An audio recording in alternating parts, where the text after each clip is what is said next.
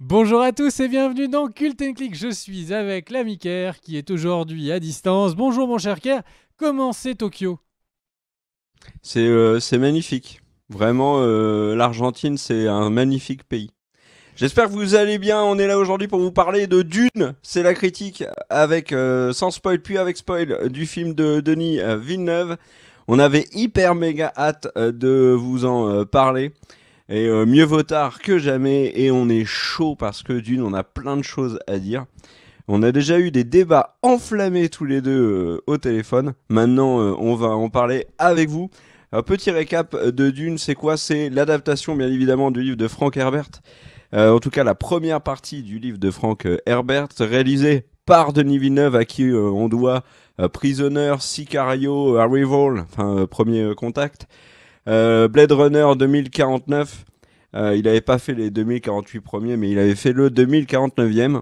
Et Denis Villeneuve s'est entouré pour le film d'un énorme casting. Ça fait très longtemps qu'on n'avait pas eu un casting aussi ouf en termes de stars, hein, dans un gros blockbuster américain. Timothée Chalamet, la star qui monte, qui a le rôle principal, qui joue Paul Atreides. Rebecca Ferguson, qu'on avait vu dans les Missions Impossibles. Oscar Isaac, qui a joué Poe Dameron et plein d'autres choses. Jason Momoa alias Aquaman et le héros de la série C de Apple. Stellan Skarsgård qu'on avait vu dans chez Marvel. On a également Josh Brolin, bien sûr, que Denis Villeneuve avait déjà dirigé dans Sicario, Javier Bardem. Qu'est-ce qu'il y a d'autre? Dave Bautista, il y a David Dastmalchian, pardon, qu'on a vu récemment dans Suicide Squad. Je vais juste terminer avec la divine Zendaya, qui est décidément incroyable et qui explose tout. Voilà. Globalement, c'est ça. Dune sortira aux US en octobre, mais il est sorti en France en septembre avec un très bon démarrage puisqu'il a déjà, après 2 semaines, passé les 1,2 million de spectateurs en salle. Et déjà, le premier truc qu'on va pouvoir dire, mon cher Greg, et je pense là-dessus, on sera d'accord, c'est que Dune mérite d'être vu au cinéma. Donc n'attendez pas une sortie illégale, par exemple, du film pour le voir. Vous allez le regretter amèrement. Voilà. Est-ce que j'ai bien présenté le Dune, mon cher Greg? Moi je trouve que c'était médiocre, mais puisque tu veux pas la refaire. Alors maintenant que je t'ai lancé un petit peu sur la bonne voie, tu voulais nous donner un petit peu ton avis en résumé avant que du coup je puisse réagir et puis tu pourras développer. Quel est ton avis en résumé, mon cher Ker, après une si belle présentation? Alors, mon avis, mon cher Greg, déjà, c'était un film qui était très attendu pour moi depuis longtemps. Il a été repoussé à cause de la pandémie. Très attendu, pourquoi? Parce que Denis Villeneuve, c'est un réalisateur qu'on aime beaucoup. D'ailleurs, petite anecdote, on faisait les Cult and Click Awards avant, vous savez, c'était l'équivalent des Oscars, mais à l'échelle Cult and Click. Et Denis Villeneuve a été élu par Cult and Click 2 années de suite meilleur réalisateur. Première année pour Sicario, deuxième année pour Premier Contact. Donc voilà, Denis Villeneuve, c'est quelqu'un qui pèse dans le Cult and Click game. Et puis, bien évidemment, moi, je l'attendais pour Dune parce que c'est une œuvre que j'aime énormément. C'était un énorme pari parce qu'il n'a pas été si aidé que ça par la Warner, contrairement à ce qu'on peut dire, parce que le budget est limité au vu de l'ambition folle qui était celle de Denis Villeneuve. Puis c'est aussi une adaptation qui est particulièrement dure. Mais Villeneuve aime Dune et ça se voit. Il a fait le choix de mettre son immense savoir-faire qu'il a pu montrer dans ses différents films au service de Dune et non de la remodeler à sa sauce, à l'excès, en fonction de ses différents goûts, ses fascinations, ses moyens, exactement comme l'inverse de ce qu'avait fait Ryan Johnson avec Star Wars épisode 8. Donc ça c'est cool, ce film pue le respect pour Dune, très clairement, et c'était le premier élément qui... je vais vous dire globalement ce que j'ai pensé moi de Dune, tout de suite en une phrase, j'ai adoré. J'ai adoré d'abord parce que c'est une adaptation qui est quasi nickel. Alors on pourra dire que certaines choses ont été modifiées. Le gros changement, c'est autour de Liet Kynes. Je trouve que le personnage de Gurney Halleck n'est pas aussi développé que dans le livre. Alors il y a des aspects politiques, psychologiques, qui ont été simplifiés, mais c'est nécessaire, hein. Il n'a que 2 heures et demie, Denis Villeneuve, pour vous convaincre d'adhérer à Dune pour ensuite avoir la chance de réaliser le 2 et de développer vraiment ce qu'il a envie de faire dans le 2. D'ailleurs, il l'a dit.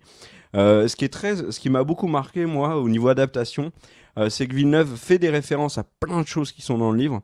Ensuite, il les développe très vite. Et il fait souvent de la même manière, c'est-à-dire sur des aspects des passages du livre, il va mettre le début, il va ensuite mettre la fin, et en fait c'est suffisant, c'est fait rapidement. Ça peut être frustrant pour un passionné, mais en tout cas ça y est, ça fait plaisir. Je pense à La Tête de Taureau, je pense sans spoiler juste Tout Firavot et le Duc Leto. Voilà, et globalement moi en tant qu'amoureux de l'œuvre, eh ben il y avait des scènes que je rêvais de voir à l'écran qui sont complètement énormes dans le film, et d'autres qui m'apparaissaient comme très casse-gueule que Denis Villeneuve a réussi à adapter. Ensuite, l'autre point, c'est que je trouve que c'est une adaptation qui est très accessible pour le grand public. Et ça, c'est vraiment un gros coup de chapeau. Ce qui n'est pas le cas d'un autre mastodonte littéraire qui est Fondation, qui est, je trouve, beaucoup plus dur à prendre en main. On en parlera dans une autre vidéo.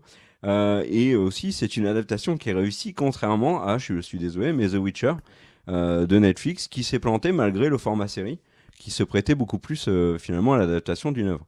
Donc voilà. Et alors, à côté de ça, adaptation réussie, et le film en lui-même, si vraiment on se base juste sur le film, bah, il est incroyable en fait, je trouve, ce film, parce qu'il y a une ambition qui est démesurée chez Denis Villeneuve, il y a un gigantisme qui est absolument partout, il y a un peu de contemplatif, comme on avait pu le voir dans Blade Runner, ce qui est un peu sa patte, mais c'est plus captivant, c'est mieux maîtrisé. Les combats, moi je les trouve vraiment réussis. Il y a des plans qui sont fous, il y a des scènes qui m'ont pris au trip. Les vaisseaux sont incroyables. On dit souvent que, et à juste titre d'ailleurs, que Star Wars s'est beaucoup inspiré de Dune. Et là, moi j'ai eu l'impression que Villeneuve s'était mis la pression pour que son Dune soit à la hauteur de finalement ce que Star Wars s'était inspiré. J'avais pas vu un blockbuster aussi ambitieux depuis vraiment longtemps, aussi spectaculaire. Enfin, vraiment, visuellement, je trouve que c'est ouf. Alors, tout n'est pas parfait, mais dans la globalité, je trouve que c'est vraiment, vraiment impressionnant. Au niveau du rythme, alors je précise, je l'ai vu 2 fois au cinéma. La première fois, il y a des éléments du rythme qui m'ont un peu gêné. La seconde fois, pas du tout, et j'expliquerai peut-être plus tard dans la vidéo pourquoi. Autre point, c'est un point sur lequel on va débattre, mon cher Greg, c'est la musique. Musique de Hans Zimmer. Au premier visionnage, elle a été parfois pesante, mais globalement, je l'ai trouvée réussie. À la deuxième fois, j'ai vraiment trouvé la musique bluffante. Je l'écoute beaucoup maintenant en BO. Hans Zimmer a signé une de ses plus belles BO. Et le casting. Le casting, je suis obligé d'en parler. Il est dingue. Sur le papier, déjà, il était dingue, mais réussir à faire, à tirer des prestations aussi dingues d'acteurs, parfois sur des seconds rôles. Oscar Isaac, j'ai pas le souvenir de l'avoir vu aussi bon depuis longtemps. Quand on voit ce qu'il a donné dans Star Wars et son rôle dans Dune, c'est fou. C'est fou. Rebecca Ferguson crève l'écran. Timothée Chalamet est très bien. Josh Brolin est vraiment charismatique. L'actrice qui joue Liet Kynes, donc Sharon Duncan Brewster, moi je l'ai trouvée excellente. Zendaya elle est incroyable comme toujours. Enfin, vraiment le casting de cette œuvre m'a bluffé. Et puis, le film se termine en te laissant, en laissant au spectateur la libre interprétation, par exemple, de plein d'aspects du film. Et moi, m'a donné une furieuse envie de voir la suite. Donc, allez voir Dune au ciné, parce que si trop peu de gens vont voir Dune au ciné, on n'aura pas la suite. Donc voilà, mon avis. C'est du gros, gros Dune. Et toi, mon cher Greg, qu'en as-tu pensé? Bah, en fait, j'ai trouvé que c'était un très grand film et un très grand film que j'ai pas apprécié regarder. En fait, la première partie, j'avais vraiment envie d'y croire, j'avais vraiment envie d'être pris dedans. Le film est vraiment un très grand film. Enfin, il y a, pour vraiment reprendre un peu les points les plus importants que tu disais, le jeu d'acteur, c'est un truc incroyable. Le casting, c'est un all-star magnifique, quoi. Vraiment, tous les acteurs non seulement sont bons, mais en plus, il donne d'excellentes performances. Alors, évidemment, Timothée Chalamet est très présent, mais l'actrice qui joue Jessica est ouf. Enfin, vraiment, on a un casting qui est incroyable. On a parfois des plans magnifiques et on sent le poids du réalisateur de Contact, de Premier Contact, qui est vraiment présent avec ces vaisseaux qui sont inhumains, qui sont sur des tailles, des formes qui nous sont anormales parce que du coup c'est une technologie dans le futur qu'on n'est pas amené à comprendre maintenant. Donc en fait on est vraiment face à quelque chose une œuvre qui se pose, une œuvre importante vraiment de cette année. Et en même temps, pourquoi je dis pas agréable à regarder, je trouve que c'est pas agréable à regarder parce que alors, c'est très personnel, mais j'ai vraiment simplement détesté la musique. Je suis pas fan des polyphonies, etc. Là, clairement, on en a énormément. Le spectre musical, l'utilisation de la voix, qui est un pouvoir qui est utilisé dans le film, est désagréable et tout. Donc j'ai trouvé que vraiment, d'un point de vue audio, on se fait souvent un peu... Enfin, c'est souvent plutôt de l'ordre du désagréable. Et puis surtout, en fait, il y a quelque chose qui manque et qui, je trouve, fait que ce début, on part vraiment, on est là, le bateau prend pleine voile, le vent, on va vite, on est en train de partir dans un super beau voyage. Et en fait, là où d'un seul coup, on se retrouve un peu freiné en course, puis petit à petit, le bateau s'arrête de manque de vent, et c'est tout simplement l'attachement au personnage. Alors, certains sortent du film en disant qu'ils sont plus ou moins attachés au personnage. À titre personnel, j'ai trouvé tout ça très joli mais très froid. Là où dans Premier Contact, on avait un attachement au personnage, on avait un attachement avec ceux qui allaient leur arriver. Jérémy Renner avait, par exemple, en pas beaucoup de scènes, avait vraiment donné l'impression qu'on s'attachait à son personnage, on avait envie de savoir ce qui lui arrivait, et il y avait un investissement émotionnel. Là, j'ai trouvé que c'était complètement loupé. Plus le film avance, plus je trouve qu'on est détaché des personnages. Je suis beaucoup plus attaché à Paul Atreides au début qu'à la fin. Et en fait, je pense que c'est un ensemble de plein de choses. C'est vraiment une réalisation un peu trop froide, à l'image de ce qu'elle a été sur Blade Runner, sur la deuxième partie du film. C'est aussi une narration où on a comme ça des visions qui nous donnent l'impression de voir la suite. Et donc, en tant que spectateur, du coup, ça crée une lassitude. On se dit, ok, dans 5 minutes de film, on va voir la vision qu'on est en train de voir. Et en fait, les éléments qui rendent ça plus intéressant n'apparaissent que très tard dans le film, vraiment dans les derniers instants. Et donc, en fait, on a un film qui est qui est une jolie œuvre, qui est vraiment une très jolie œuvre, qui a vraiment une gestion esthétique qui est très réussie, etc. Mais on se dit, mais où est passé le réalisateur de Sicario qui savait gérer un rythme, d'une scène d'action? Les scènes d'action, sauf quelques combats rapprochés, sont plutôt de l'ordre du mou du genou. On a vraiment quelque chose qui est assez perturbant parce que on a quelque chose qui est une très belle adaptation de l'œuvre.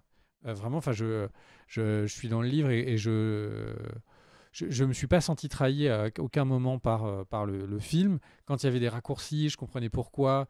Quand ils sont obligés, parce que c'est un film qui ne fait que 2h30, en fait, de faire quelques facilités scénaristiques, à chaque fois, ils prennent le temps dans le scénario d'expliquer pourquoi telle ou telle chose n'est pas possible pour qu'on n'ait pas l'impression d'avoir une œuvre un peu trop facile, un peu trop américaine. Et donc vraiment quelque chose qui est écrit avec intelligence, des acteurs excellents, mais vraiment cette problématique continue de se dire, mais ok, mais est-ce qu'il y en a qui vont mourir? Est-ce que j'en ai quelque chose à foutre? Et c'est un vrai problème pour un film qui est censé être une très grande saga, une saga qui va nous emporter sur de nombreux films, en tout cas je l'espère. Donc une copie un peu particulière. J'ai vraiment apprécié la première moitié et je trouve que ça s'essouffle. Le combat qu'on voit là est complètement loupé.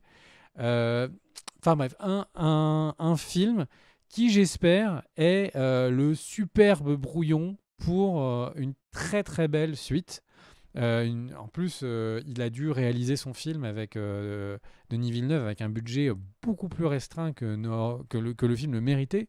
Et du coup, là, de se dire que peut-être il va avoir quelque chose de plus ambitieux sur la suite, enfin, avoir les moyens de faire quelque chose de plus ambitieux. En plus, il n'aura pas l'univers à nous expliquer.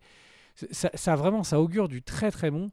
Mais c'est vrai, un rendez-vous loupé avec moi. Voilà. Après, ce que je dis, c'est vraiment de l'ordre de l'émotion. Donc, je comprendrais que des gens disent ah mais non, mais moi, Paul Atreides, je me le suis fait tatouer sur les 2 bras pour vraiment qu'il soit à fleur de peau tous les jours. Ouais, je veux bien comprendre, mais qu'est-ce que c'est de... Enfin voilà, je suis déçu de ne pas avoir plus aimé parce que vraiment le repas qu'on avait mis sur la table avait vraiment vraiment de la gueule. C'est juste dommage qu'il manque de goût. Voilà. Tu voulais réagir, mon cher Pierre? Ah oui, je veux réagir et du coup je vais entamer la partie avec spoil parce que je vais réagir sur des points bien précis du film que toi tu évoques dans cette critique et j'ai noté. Alors on en a énormément discuté ensemble au téléphone et du coup le pourquoi je précise ça, c'est que du coup j'ai fait très attention à certains points qu'on avait évoqués dans mon second visionnage. Donc si vous n'avez pas vu le film, arrêtez-vous là et on est content que vous ayez vu la vidéo. On vous fait des bisous, n'hésitez pas à vous abonner. Si vous êtes tipeur, on vous remercie, cœur sur vous. N'hésitez pas à mettre un commentaire. Et si vous avez vu le film, restez. Parce que là maintenant, ça va spoiler. Alors le premier élément que je voulais dire, c'est que j'ai oublié quelqu'un dans le casting qu'il faut saluer. C'est Jason Momoa, Duncan Idaho. Alors j'ai lu notamment sur Twitter que Momoa ne correspondait pas à Duncan Idaho. De un, c'est complètement faux puisque sa description dans le livre correspond globalement à ce qu'est Jason Momoa. Mais alors je trouve qu'il l'incarne à merveille et c'est le meilleur rôle. Enfin, moi j'ai jamais vu Jason Momoa aussi bon dans un film que dans celui-là. On le voit pas assez, un peu le même problème que Josh Brolin. J'ai pas, tu parlais des vaisseaux qui sont énormes et tout, je te rejoins complètement, qui sont, enfin qu'on n'a pas l'habitude de voir. Il y a deux trucs qui m'ont marqué sur les vaisseaux. Les ornis, je les trouve complètement ouf. Alors, on a parlé ensemble, il me semble que c'est avec toi, du fait que quand ils se déplacent, c'est pas très crédible. Soit. Et il y a un autre élément, mais je les trouve ouf quand même. Et il y a un autre truc que j'ai trouvé intéressant. Après, bon, j'en ai déjà parlé, on m'a dit que c'était un peu tiré par les cheveux, mais quand même, c'est dans tous les films de SF, quand il y a des vaisseaux, généralement, alors il y a un exemple dans Star Wars qui va me contredire, mais généralement, tu as les vaisseaux des gentils, les vaisseaux des méchants. Et c'est pas les mêmes, et tu peux les distinguer très facilement. Là, il y a une scène avec Orni contre Orni. Les Harkonnen ont les mêmes vaisseaux que les Atreides. Et j'ai trouvé cette espèce de pied de nez à la SF fait par Villeneuve qui était intéressant, mais c'est un petit détail. Je veux revenir sur ce que tu as dit sur l'émotion. Parce que c'est quelque chose que j'ai vu aussi ailleurs, dans différentes critiques, sur Internet, etc. Et c'est vrai que il y a quelque chose dans Dune qui fait qu'il n'y a pas d'émotion à première vue. C'est-à-dire que le contexte politique, le principe des grandes familles, le principe de lignée, des Atreides qui obéissent à Shaddam IV, etc., etc., fait qu'on est dans quelque chose, comme on le voit dans la scène avec l'émissaire, de très protocolaire, etc., etc., qui fait que, en effet, on a du mal à s'attacher aux différents personnages. L'entraînement de Paul avec Gurney, etc., etc. Le film a aussi pris des choix. Villeneuve, par exemple, Gurney n'a pas, qui est un musicien, n'a pas je sais plus quel instrument il joue, mais enfin, il n'a pas son instrument de musique avec lui. Donc, on est sur un Gurney Halleck qui est... Ouais. On est sur un Gurney Halleck qui est très... tu vois, il rigole pas, il est toujours dans l'excès de la défense de Leto, etc. Alors que c'est un personnage qui est plus complexe. Mais finalement, si tu regardes bien, sur chaque personnage, il y a énormément d'émotions. Il y a de l'émotion au niveau de Jessica quand elle est face à à la mère Bene Gesserit. Il y a de l'émotion quand Paul découvre qu'elle est enceinte. Il y a de l'émotion quand elle est dans la tente. D'ailleurs, il le dit très bien, Paul. Bois, c'est la sueur et nos larmes. Paul, c'est pareil. Il y a beaucoup d'émotions chez Paul. Et il y a un truc sur Paul que tu as dit qui est très intéressant. C'est qu'au début, tu es attaché à Paul et de moins en moins. Mais c'est en fait exactement, non pas ce que veut Villeneuve, mais exactement ce que veut Herbert. Puisque Paul change.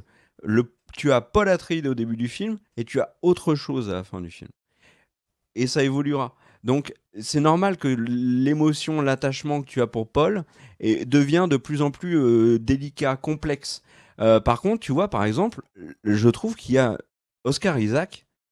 Ben moi, il m'a pris trip et il m'a pris au trip dans le second visionnage. Quand il a cette discussion sur donc à Caladan, là où il y a tous ses ancêtres qui ont été enterrés et qui parle à son fils, moi j'ai trouvé cette scène très réussie.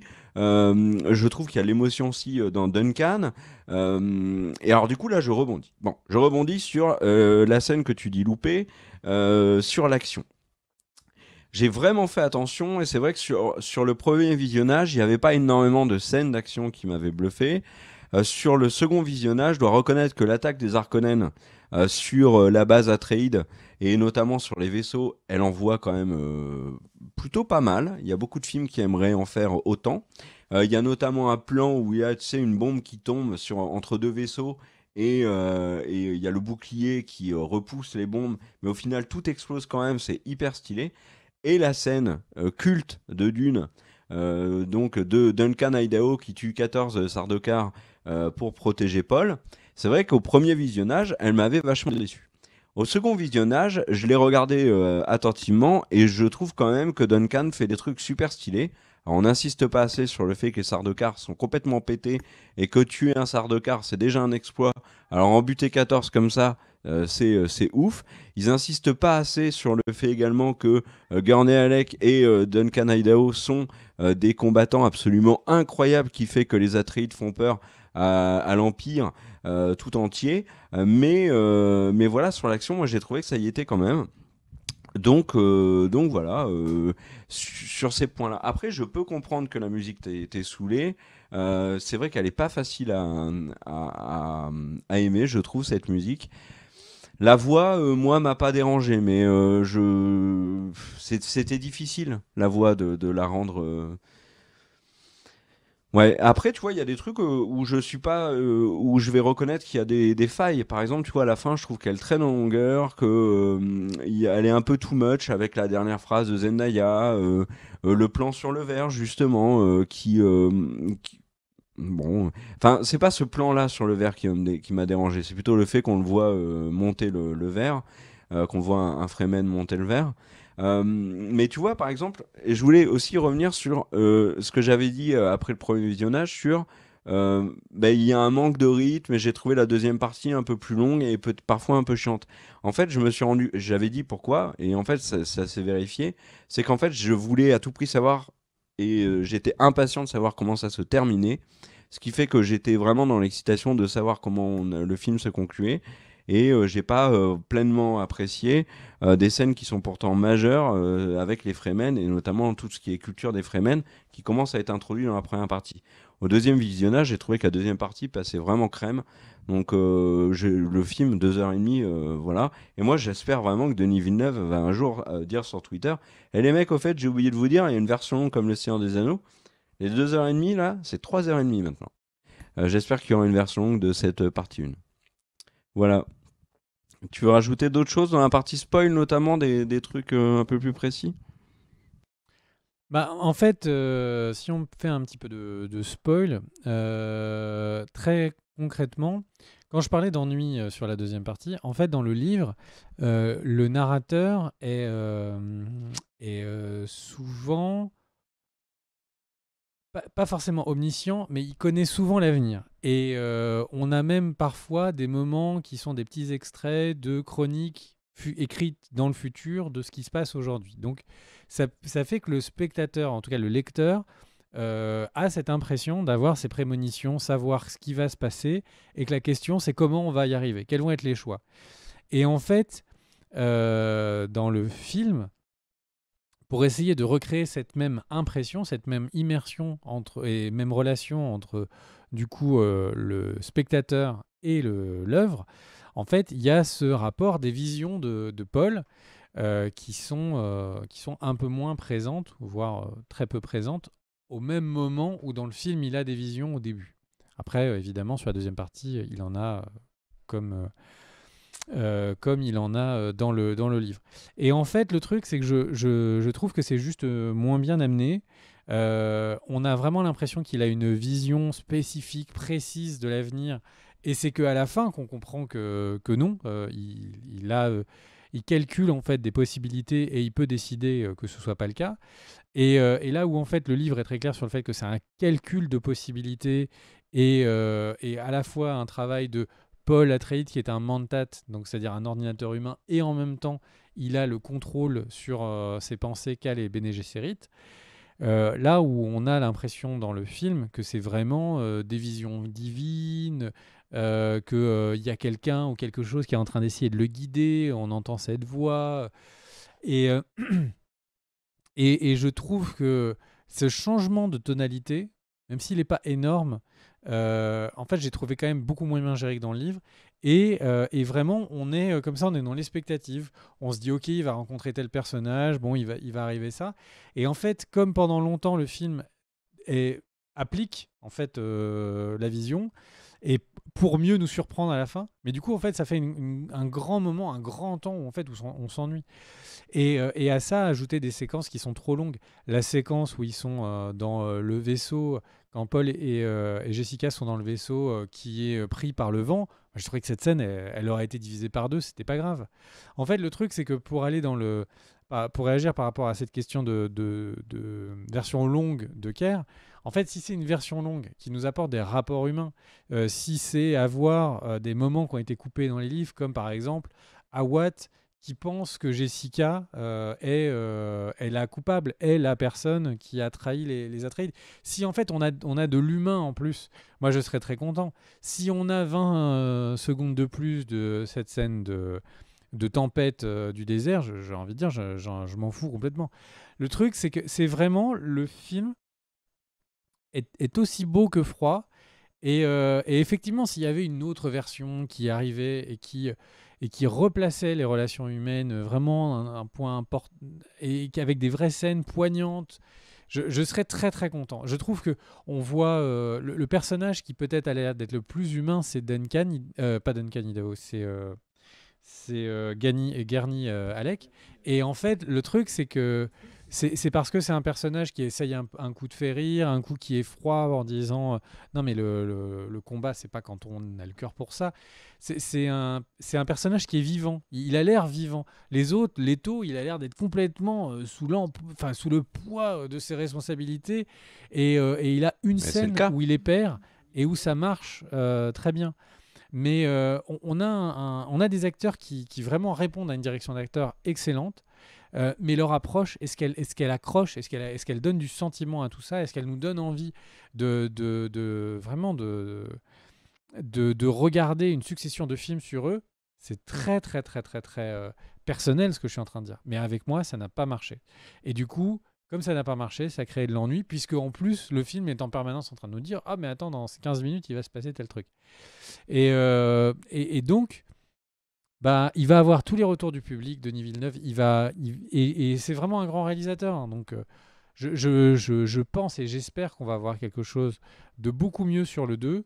En plus, pour le coup, il va avoir beaucoup de scènes épiques à retranscrire.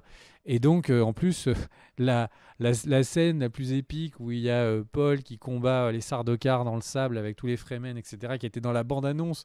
Et en fait, ils ont utilisé les 2 secondes où c'était dans le film, donc toujours les bandes-annonces traîtres. Mais là, pour le coup, on va avoir un film 2 qui devrait avoir beaucoup de scènes comme ça. Donc la question, c'est est-ce que Denis Villeneuve va savoir monter un petit peu son jeu de jambes, un peu monter son niveau vraiment de retranscription de l'action? Parce que faut pas oublier que Peter Jackson, sur Le Seigneur des Anneaux, on a les scènes avec les hobbits, on a les balades dans la comté, on a tout ça. Mais par contre, quand il faut mettre la seconde pour aller faire une scène d'action, une des plus épiques de l'univers, le gouffre de Helm, enfin bref, je vais pas vous les prendre, Le Seigneur des Anneaux, il y en a tous les quarts d'heure. Bah en fait, elles sont là. Là où je trouve que la prise des Harkonnen vraiment de la ville des Atreides, il y a des plans beaux, enfin le moment où ils font tomber l'infanterie avec donc ces champignons d'un ensemble de missiles, c'est très joli. Mais en fait, Gurney Halleck, on le voit courir, ah, il y a les vaisseaux qui tombent. Enfin, c'est quoi le souffle? C'est quoi le moment où il y a quelque chose qui prend aux tripes? Je trouve nulle part. La musique essaye, mais bon, comme je l'ai dit, c'est pas ma came. Donc vraiment un film il manque des éléments, il manque des choses pour nous donner envie de vraiment d'être accroché à tout ça. Et que dire sinon que c'est un super beau, mais vraiment un super beau ticket d'entrée pour la suite. Pour la suite. Ça aurait été très facile de louper, ça a déjà été loupé que d'adapter cette œuvre. Et effectivement, j'ai envie de dire, vous allez, pour ceux qui connaissent pas le livre, vous allez voir à quel point Star Wars est pas plagié, mais en tout cas particulièrement s'inspire de vraiment Dune sur des points. C'est juste incroyablement choquant quand on découvre Dune après coup. Et voilà, donc vraiment, c'est une œuvre majeure. C'est une œuvre majeure. Quelqu'un qui aime l'œuvre qu'il a fait, et ça déjà, on est hyper chanceux. Du coup, j'ai envie de dire, eh bien, nous verrons la suite. Tu veux le mot de la fin, mon cher Kerr? Ouais, pour pondérer un peu ce côté un peu négatif, moi je pense quand même que en termes, juste si tu regardes blockbuster, ambitieux, etc., on n'est pas très loin pour moi du chef-d'œuvre blockbuster. Hein. Pas dans toutes les catégories de films, mais vraiment film qui se veut, voilà, grande saga, t'as signé le Seigneur des Anneaux et tout.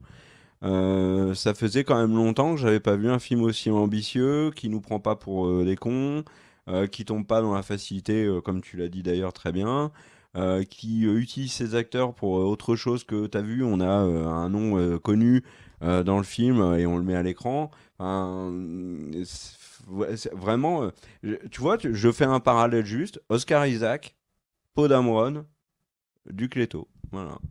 C'est exactement ça. C'est le même acteur qui est beaucoup plus présent à l'écran dans Star Wars et qui m'a impressionné en beaucoup moins de temps et beaucoup plus dans Dune que dans Star Wars. Voilà. Donc, en mot de la fin, alors je crois que je sais pas si je vais bien le faire, mais je vais essayer.